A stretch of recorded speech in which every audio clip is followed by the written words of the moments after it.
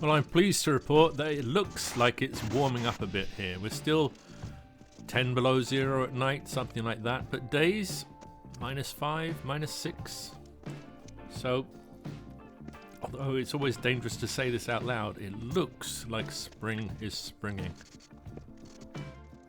The days are noticeably longer, and I'm starting to get excited about all the stuff I'm going to be able to get done.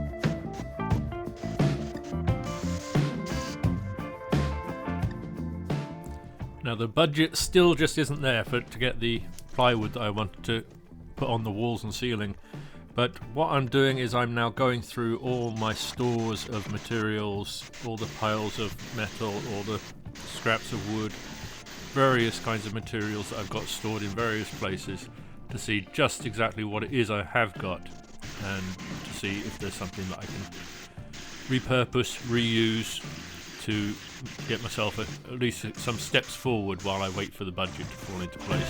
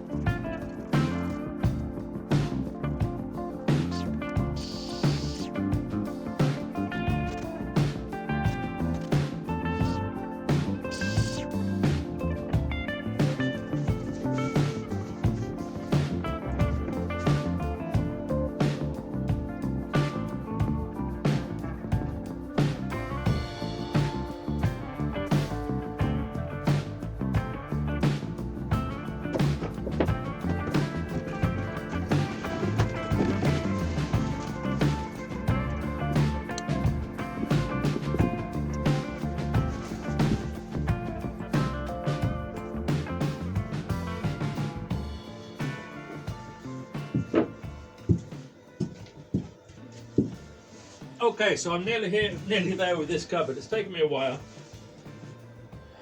We've still got this nice system for covering everything up. I wanted to have the dustbins in here, so I've got these. I didn't want to leave too much space above it, kind of to put stuff in, so I've put that on a hinge with a little blocking mechanism. 2 dustbins, rubbish and for waste plastic or something. Got an extra locker in there, not sure what that's for, but I'll figure something out. Now there is a little bit of space in behind there, so I've fitted 3 shelves that you can see from the side. That would be for stuff that's not going to need to be used that often. It's a little bit difficult to get to, but the space is being used anyway. Now these drawers, the runners were a bit difficult, but I'm really pleased I used them. They lock really nice in place. They need quite a decent tug to get them open, so that once, even with that door shut, they're not going to be moving at all. And they've got a couple of locking points. It locks kind of there, which is probably where it's going to be usually used, and then it comes out, and again it locks in place. So those runners turned out to be great. A bit stiff, they're not as easy to use as some runners, but I really like them. Then at no point, whether they're in or they're out, if the vehicle's moving, they're not going to be moving around. Once they're locked back into place, then the door can go down like that. I put the holes in, I got rid of the handle that's stuck out. Now, one thing I've noticed, which I have to show you from the back, is that there is a little bit of space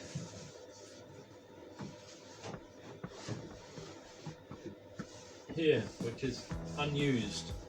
It gets blocked off by that rolling door.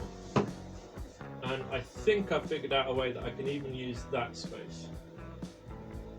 Obviously, I can't get access to it from the front or the back, but I can get access to it from one side. These cupboards are going to be together, so there's only one side that's going to be available, but I think I've got a plan, which I'm going to try, and then I'll show you what I do and you can see what you think. But going for the maximum amount of usage of space, I'll have to tidy these up because I used all the scraps of plywood. I don't know if I'll spray paint them or hand paint them or put a sticker on them or something, but especially the sides, some of this is really dodgy old plywood, so I need to figure out some kind of something to cover it up, I suppose. But the way things are when you're using all the scraps you've got.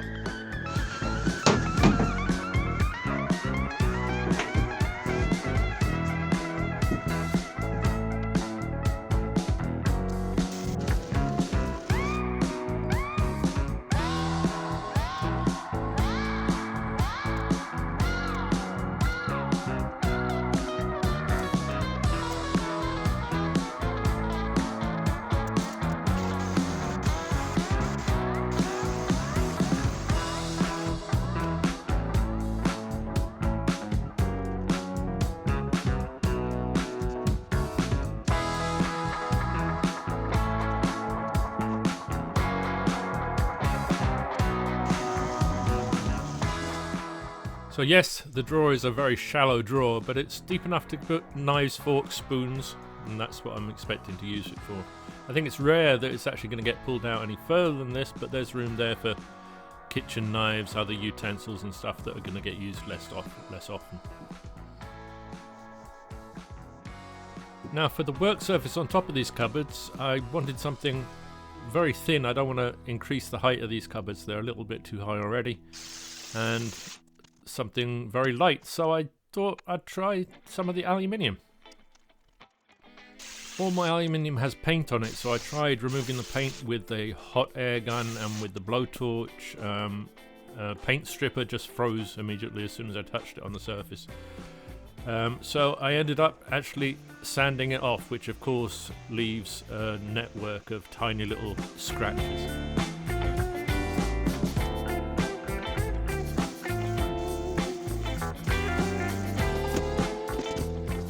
They're very fine scratches, the surface isn't bad, but I tried it in place and then I thought I'd just as an experiment try using the sander, what's it called? Orbital sander, which just happened to have a 240 grit disc in it, so I gave that a go to see what kind of surface I'd get. And I quite like it. Yeah, I think I'll give it a go. I'll take this back outside and sand it up, the whole thing with 240, and maybe I'll get myself some even finer sanding discs and see what kind of surface I can get on this. And I'll let you know how that goes in the next video. Thank you very much for watching. See you soon.